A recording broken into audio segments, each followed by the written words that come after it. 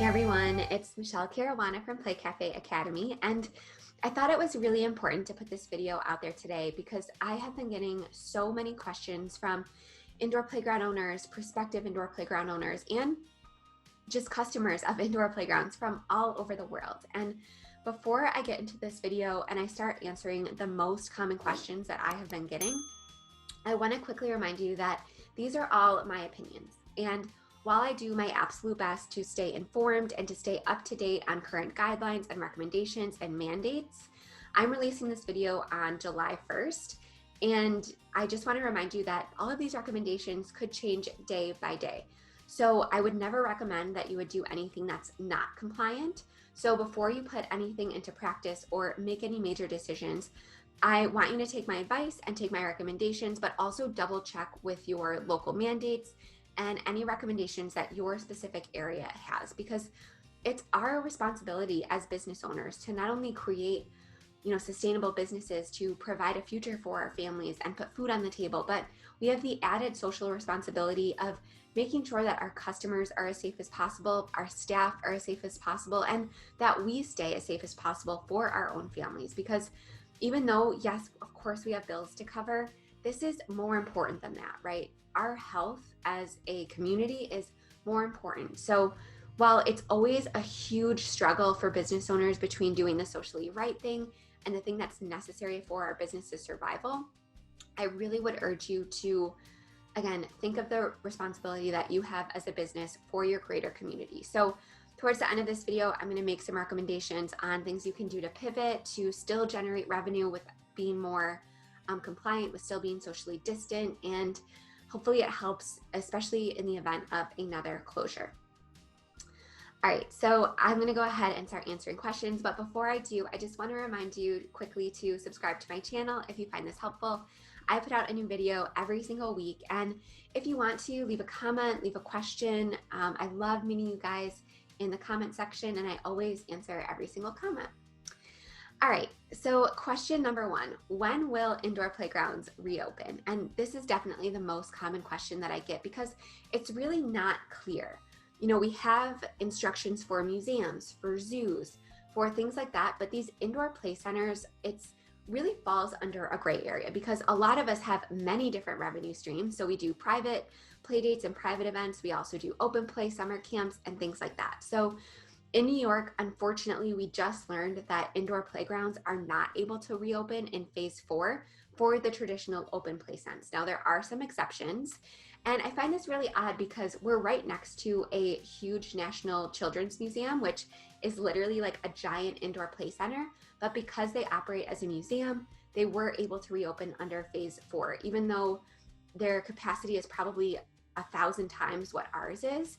It's just one of those little nuances. So I understand that public officials are doing their absolute best, but I also want to give you the information that you need to really pivot and make sure that your business is able to generate revenue safely in the event of, another closure or being closed in the long term, because we haven't really seen what phase 5 could bring yet. We don't know if indoor playgrounds are going to be included. It seems like these recommendations and these guidelines are changing by the day.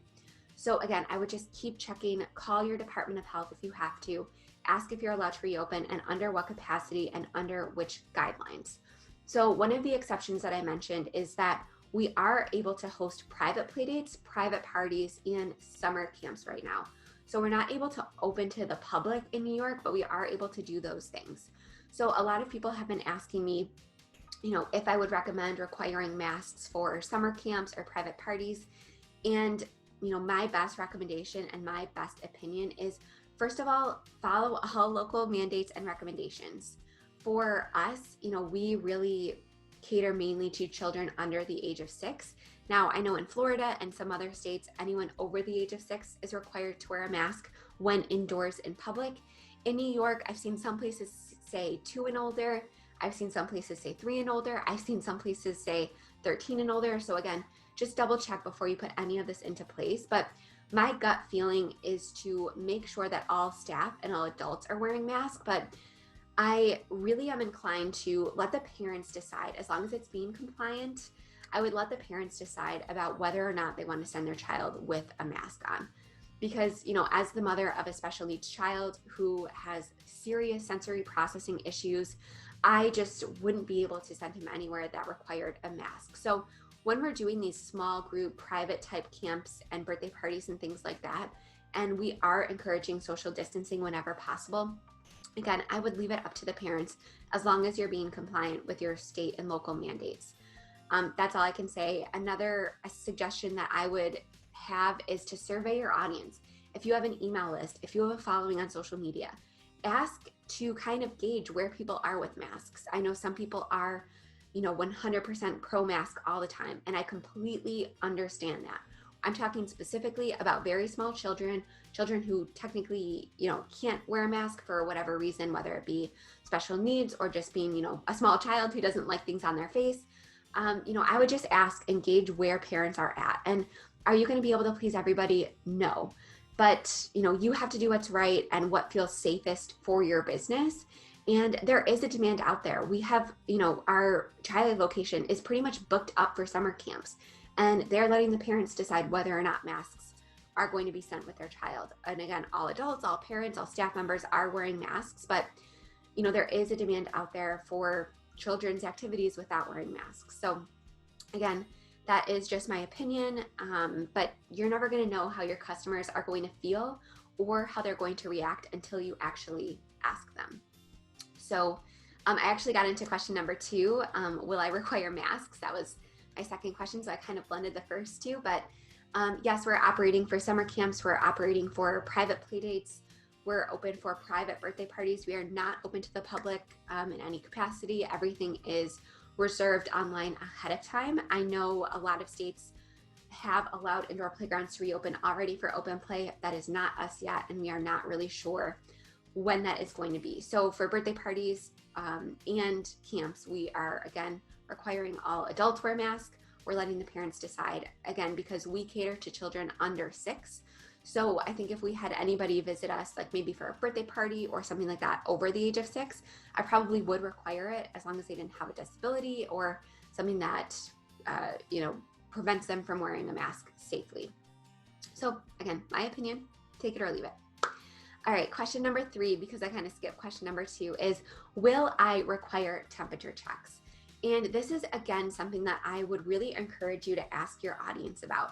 I know some indoor playground owners surveyed their audience and everybody said, yes, I am fully supportive of, a non-invasive, just regular forehead temperature check for all guests when they come in. And some indoor playground owners reported the opposite. Like I know, for example, in Alabama, Georgia, Florida, a lot of those states, they surveyed their audience and everybody was completely opposed to temperature checks of every guest.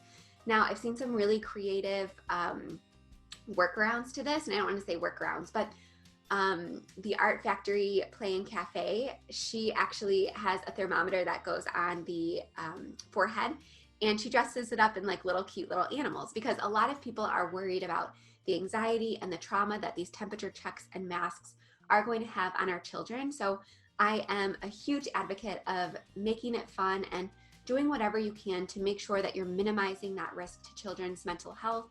And, dressing the thermometer up in cute little animals kind of makes it fun. But for me, again, maybe this is because I'm from New York and we were one of the worst hit states. I would definitely recommend doing temperature checks for staff, for yourself, and for people entering the facility. Now, I know there's some information out there that some people run warm. Again, this comes down to what you feel is safest for your community, for your staff, for your family. But my personal gut feeling is that I would recommend doing temperature checks for the time being. Now, this is something that you can take day by day. It's something that you can change at any time. But as of right now, because we are again seeing a huge spike in cases as things are starting to reopen, I would definitely recommend doing temperature checks, but making it a little bit fun, making it a little bit more child friendly. All right, question number 4, what is changing in terms of cleaning? So the CDC, again, is always putting out new recommendations based on, what cleaning supplies you should be using, what you shouldn't be using, what kills the virus, what doesn't kill the virus. So my best recommendation with the information that's out there right now is, number 1, I've recommended them before and I'll recommend them again. There's a company and others like it called MicroShield. So it actually puts a barrier on, it's like a mist, and I'll link to the website because they do a much better job of explaining it than I do. But it's basically a mist that not only kills bacteria on equipment that's there already, it actually actively combats it and actively fights new bacteria from forming on surfaces.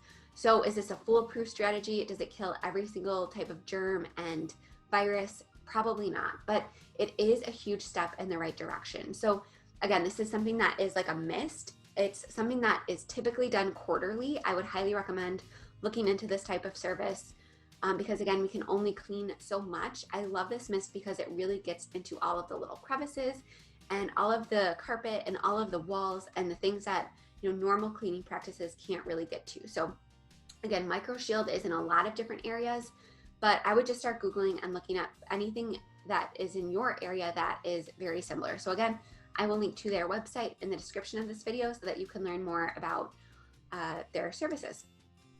All right, so the second thing is we are, between our camps, our private play dates and parties, we are doing like a full deep clean. So we've had to spread our times out a little bit. So normally there's only 1 hour in between parties and camps and classes and things like that. We've actually extended that to not only allow for employee breaks, but also to really do a full deep clean. And that is, again, to protect our staff, it's to protect our customers, and it's just absolutely necessary for us to do. So we're changing the types of cleaner that we're using as well. So instead of using rags, we're using disposable wipes. We're really making sure that we are up to date on what the CDC says is acceptable cleaning supplies. And I'm going to talk in a little bit about stocking up and making sure that you have as much as possible, because again, this stuff doesn't expire very quickly. So stocking up on cleaning supplies and wipes and sanitizer is really only going to do you good. So anytime you can order an extra case or something like that, I know there are a lot of limits, but I would highly recommend stocking up, which again, I'll talk about in a minute. Another thing that we had to change about cleaning procedures is we actually had to add additional staff and hire a couple contractors to help clean. And I would highly recommend doing so. Yes, it's going to cost you a little bit more money to have an extra person available to clean, but if it prevents us having to close down again, you know, again, it's kind of up to us to take this responsibility seriously. So I would recommend making sure that you have almost a dedicated person to make sure that they're able to keep everything clean at all times. Okay, next question, number 5, what is changing in terms of equipment? So I mentioned this in a couple other videos, but I've noticed that a lot of indoor playgrounds, which is very smart, are swapping out a lot of the smaller like handhelds, like play food and things like that. These like little toys that are difficult to clean and easy to put into somebody's mouth. They're swapping it for more, you know, bigger structures that are easy to wipe down. Kids don't usually put them in their mouths. It's just a lot easier to clean that large type of structures than it is to keep, you know, a ball pit clean or little handheld toys clean. So I would definitely recommend taking a look at all of your equipment, seeing what you can swap. Something that we have always done, because we did have a large amount of play food, something that we had always done is we kept a clean set, a dirty set, and a set that was on the floor. So instead of, you know, trying to clean every single little toy between every single party, what we would do is we would, you know, just gather everything up after the party and then put the new set out there. So we weren't taking the time to clean every single toy. We were literally just swapping sets. And then when the next party was taking place, we would go ahead and clean the set that we removed from the floor. So it gives us a lot of extra time. We're able to soak it in a disinfectant solution, where if we were to try to do that between a party, like literally soak every single toy on the floor, it would pretty much be impossible, even if we had a couple hours. So I would highly recommend getting multiple sets of your smaller toys if you do end up keeping your smaller toys. Because that's going to help you turn over a little bit quicker and make sure that you're able to book as many private play dates, as many parties, as many camps and classes as possible. All right, number 6, how to prepare for another closure. So this is probably the most common question I get after, you know, when are we going to be able to reopen? You know, what can I be doing right now to prepare for another round of closures? I know a lot of people have been speculating and anticipating another round of closures. So literally shutting everything down again. I know in Florida and in California, they've shut down beaches again. They've shut down bars. So we are looking like with the uptick of cases that we could be nearing another round of business closure. So there's a lot that you can do in the meantime in order to prepare, because the more prepared you can be, I would much rather have you prepare for the worst case scenario and have it not happen than to be faced with the worst case scenario and be completely underprepared. Because the disadvantage that a lot of us had when this first round of closures happened was that it was so fast. So I remember we sold one of our indoor playground locations on March 2nd. We made it official. And then by March 12th, literally everything was shut down. Every, business was closed. It was absolutely insane. So between literally those 10 days, the complete landscape changed. The health landscape changed, the business landscape changed, and that was not a lot of time to adapt and make changes. However, we're not sure when the next round of closures is going to come or if it's going to come, but at least now we have a little warning. We have a little time to prepare. So I'm definitely going to recommend that you take advantage of this time. So some things that you can do in the meantime is, number one, add a cafe or some sort of food sector to your business if you haven't already. So what do I mean by that? If you don't serve coffee, if you don't serve baked goods, you don't have to make baked goods from scratch. You don't have to invest in a full kitchen or an oven or anything like that. But basically the gist is that if you can make at least some of your business essential, even coffee places were considered essential. And while they couldn't do any dine-in service or anything like that, they could still do delivery. They could still do curbside. So I would just focus on making at least part of your business essential, meaning buy a commercial grade espresso machine. And if you guys need some tips on operating a profitable cafe and choosing an espresso machine and things like that, I'll link to the video that I did with a Starbucks manager a couple weeks ago. But I would definitely take this time to, again, focus on making part of your business essential, because if everything closes down again, it could even be stricter than the first round. So I know a lot of indoor playgrounds in my area were still able to sell kits and things like that, even if they didn't have a cafe, even if they weren't deemed essential. But in some other areas, like I know in some towns in Indiana, they actually weren't able to do anything. They weren't able to operate at all if their business wasn't deemed essential. So those play kits, all of that stuff, they couldn't even do if they wanted to. So as long as you have at least some part of your business deemed essential, meaning you have a food or drink component, you can actually create bundles. So yes, you're going to be serving coffee and things like that, but you can bundle coffee with a play kit or a birthday kit or something like that, so that you can really increase the amount that every single customer is going to be spending at your business. But again, you might not be able to do that if you don't start now and add a cafe, because a lot of states are saying that, your business is your business as of this closure date. And they were actually really handcuffing business owners, saying that they couldn't pivot, they couldn't make changes. Anything that was, a revenue stream before the closure, that had to stay the same, which I definitely don't agree with. I don't think it's fair. I think encouraging businesses to pivot so that they can still operate safely and, maintain their employees and put food on the table for their families. I'm a big proponent of that. I really don't agree with those states that did that, but we have to face the music, we have to face reality, and there could very likely be another round of closures. And if your business is not deemed essential, you may be completely handcuffed and not able to operate at all. All right, number two, I would work on continuing to add virtual workshops, virtual programs, virtual camps, virtual birthday parties. I would continue working on that, because again, if there's another round of closures, don't let it sneak up on you. This is something that we could be incorporating now so that we're prepared when the time comes. So if you're operating summer camps right now, try adding a virtual option. So for example, if you're doing like a dinosaur camp and you're doing, this activity at 9, this activity at 10, this activity at 11, this activity at 12, practice putting it into a virtual bundle. So for example, if there's 3 crafts that you're doing every single day, not only do I want you to, practice bundling those into kits and estimating how much you would charge for them and things like that, but record video lessons. My husband and I, we went to the Finger Lakes the other day. We rented just like a cabin out in the middle of nowhere because we just needed a change of scenery. And we picked up a couple wine tasting kits because we weren't actually able to go into the facilities and do wine tasting. And what I thought was really cool and what made me keep coming back and buy a couple more tasting kits was that not only did they package everything really nicely, they sliced some cheese for us, they gave us these little mini bottles of wine, but they also had a tasting video. So it was as if we were actually standing there in front of the person working at the winery, and they were walking us through each wine. They were telling us, what notes we should be tasting and things like that. So it was literally like a virtual wine tasting. And I think that that video accompanied with the actual tasting kit, it made it such a more pleasant experience. So if you started selling sensory kits before and things like that, now is the time to work on adding the videos to it, because kids are visual, right? Especially a child that's, 5 or older that can do a little bit more advanced activities, science experiments, crafts, things like that.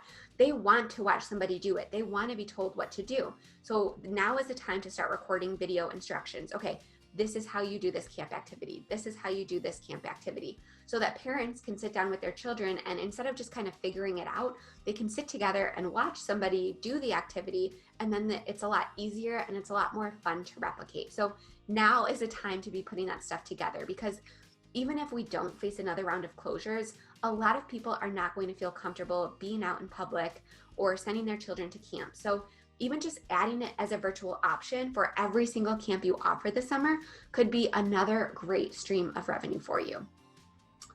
And then same goes with birthday parties. If a guest or a number of guests don't feel comfortable attending a party that you have booked, add a virtual option. Figure out how you can record it, or how you can at least record happy birthday and have, maybe you have a TV and guests who don't feel comfortable coming or who show symptoms or something like that, maybe have them on a Zoom call on the TV so that they can not only watch happy birthday being sung, but the child can actually look up at the TV and see the faces of his loved ones and friends and family that weren't able to come for whatever reason. So now is the time you should be thinking about this, not when we face another round of closures. All right, next thing that you can do is adding a mobile event stream. And I did a whole video about this. I gave 6 different types of mobile event businesses and the pros and cons of each. So I'm gonna link that in the description of this video as well. I'm not gonna go through it again, but now is the time to think about adding some sort of mobile business. So I'm talking about balloon garlands for people who can't have birthday parties outside of their home. I'm talking about virtual princess visits or in-person princess visits that are at a socially distanced level. I know Enchanted Princess Parties of Rochester is one of my favorite local businesses. They would actually send a princess to sit on the lawn and do a story time with the children that lived in the household, and they would stand or sit 6 feet back. So I think that is really smart to think about adding into your business. Anything that allows you to generate revenue and meet the demand of your customers while being safe and obviously compliant with all ordinances. I hate saying that again and again and again, but it's absolutely true. So now is the time to think about that. And it's not just the time to think about it, create your sales pages, create your pricing, create the options on your website so that as soon as something shuts down again or something changes, you can hit go live and you're going to be the first to market. Because again, people are going to start recognizing okay, people are going to need virtual birthday party options. People are going to need virtual summer camp options. You don't want to be the last one to market, because not only are you going to probably get the least amount of market share, you're going to get the least amount of sales, but you're always going to feel like you're constantly playing catch up. And that is no way to do business. You don't want to be doing your business with your back against the wall. You want to make sure that you are really staying ahead of things, because it's going to save your sanity and it's going to make sure that your business remains sustainable. All right, so I'm going to link that video in the description, but you should definitely watch that. All right, another idea is to start focusing on building your memberships. And again, this is another video that I did an entire 30-minute video on why you should be focusing on memberships right now if you are an indoor playground owner. But basically, number one, obviously it's a recurring revenue stream. It's very, very important to have this kind of known revenue because we are in such uncertain times. But not only is it a recurring revenue stream for you, but it also really builds trust. So somebody that invests in a monthly membership and they sign a contract, that's an investment in your business. And that's a vote of trust in you and your business. And it's not a one-way street. They're going to trust you a little bit more because they've obviously, you've built such a rapport with them that they've decided to make that investment in your business, but you're going to trust them as well because they're, again, making an investment in your business. So they now have a much bigger stake than somebody who is just a regular drop and play customer would have. They are bought in, they have more skin in the game. They don't want to see your business close. They don't want to see your business fail. So they're going to be more likely to want to comply with any of your rules or any of your policies because, again, these are your ideal customers. These are the customers that are going to understand why you're doing what you're doing. They're going to be nice about it. These are not going to be the people who, come once every year and think that they have a right to complain about every single thing. These are going to be your core customers. And in the event that something closes, they are going to be the first ones to likely say, how can I help? How can I support you? They're going to be the ones that are going to invest in your virtual option. So focus on building this core group of customers and getting as many members as possible. Because again, if your business closes, these are going to be the people that you can lean on to both provide them with what they need, because children still need education. They still need social interaction, even if it's virtual. They're still going to have birthdays. So they're going to need you and you're going to need them. You're going to need their money so that you can continue providing value to them. It's a two-way street. So again, it's a lot easier to get this kind of support from members who have bought into your business and have chosen to invest in you than it is going to be from like casual open play customers. So, create blogs, create behind the scenes videos, get your face and your voice out there as much as possible, because the more you build know, like, and trust with your customers, the more likely they are going to be to actually convert into members. And bundle memberships if you want to. If somebody doesn't feel comfortable, patronizing your business right now, give them a bundle of virtual classes or of summer camps that they can do at their own pace throughout the summer. Give them resources, give them downloads. If you have a dance teacher, have them record a dance series, have them record a children's fitness series. There are so many different options that you can bundle into your memberships to make them more valuable so that you can get people to sign up, and not only sign up, but remain members. So think outside the box here. Now is the time you should be thinking about it. Again, not gonna beat a dead horse, but I really want to make sure you take away from this video that even if you feel like you're overwhelmed with the process of reopening, you still have to be arming yourself with the information, the knowledge, and the preparedness should we face another closure. All right, the next thing that you can be doing is considering outdoor options. So add an outdoor seating area if you're allowed to. Can consider doing classes and meetups. Even if you don't have any outdoor space, you can still do classes and things like that outside if your state allows it. So let's say you normally have a yoga teacher and you usually do the classes in your cafe. Try contacting that yoga teacher and say, hey, I have 3,000 people on my email list. I have 3,000 followers on social media. Like, let's partner together. We'll split the revenue. Let's get into a park. I'm going to email all my members about it, or all of my customers about it, and we'll split the profits. And that's a great way to establish a business partnership with somebody if you don't have it already. And you can generate revenue even if you don't have any outdoor space. So I use yoga as an example. You could also do music. It could just be like a social meetup. It could be a preschool prep class, but think outside the box. Even if you don't have any outdoor space, you can still either rent or find public space that you can utilize for these classes. Think outside of your four walls. You could also do events. So I mentioned mobile events, but you could also offer people an outdoor option somewhere. Try and find a local park that's willing to rent you, one of their areas every single Saturday for a couple time slots. Think outside the box, but you don't have to be confined to your four walls. The next thing that you might want to consider is doing like an outdoor movie night or something like that, like drive-in situations. So if you have a projector, if you have a license to show movies, if you have the equipment, if you don't have the equipment, you might want to look into it, but think about doing like drive-through things, think about doing drive-by things. Now, there are so many different ideas that I've been kind of brainstorming, and if you guys want to hear more of them, please feel free to comment and let me know. I'd be happy to put together a video about it. But again, this is the time. Sit down with your staff, sit down with some of your customers and ask them what they'd be interested in. What are they needing right now? What will they need in the event that they have to homeschool in the fall, or if they choose to homeschool in the fall?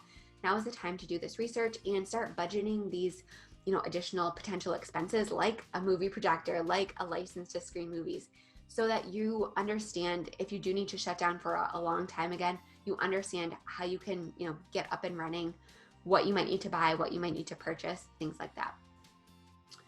All right, The next thing that you could be doing right now as you are closed or as you are preparing to open, or if you are open but you're afraid that you might close soon, is again, establish partnerships. So I mentioned the yoga teacher. Reach out to local bakeries, see if you can bundle some of their baked goods in with your offerings. Reach out to local pediatricians and see if you can leave brochures.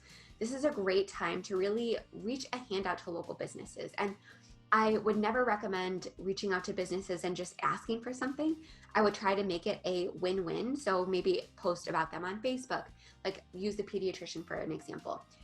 Ask if you can leave brochures, but also offer to leave their brochures at your facility or have their logo on your website or post about them on social media. But this is a great time to start researching these potential partnerships because everyone's kind of hurting right now. Everyone is looking for additional exposure. Everyone is looking to get their business in the eyes of the right people. So everyone is a little bit more eager to spend this additional time or money to create these partnerships because we really have to support each other as local small businesses. It's been a hard couple months. So if you can start establishing these now, if you ever need help down the future, or if they need help, or if there's an event where there's a partnership opportunity, it's going to be a lot easier if you started forging these relationships right now. You know, the best time to do it was 6 months ago or a year ago. Second best time is always now. All right, and any other advice? Just a couple last minute things. Number one, I would definitely recommend that you just assume there will be another shutdown. Even if there's not, it's always to prepare for the worst, hope for the best. B, I already mentioned this, but stock up on anything that is kind of known to run out during a pandemic. We know about it now, right? Sanitizer, sanitizing wipes, masks, toilet paper, paper products, school supplies. There was a huge shortage because everyone went on Amazon and bought everything because there was, a huge uptick in homeschooling. So make a list now of things that you need to operate your business safely and order as much as you possibly can. And just, again, assume there's going to be another shortage. Number three, survey. I can't stress this enough. Every indoor playground is going to be different. Every customer base is going to be different. Every area is going to be different.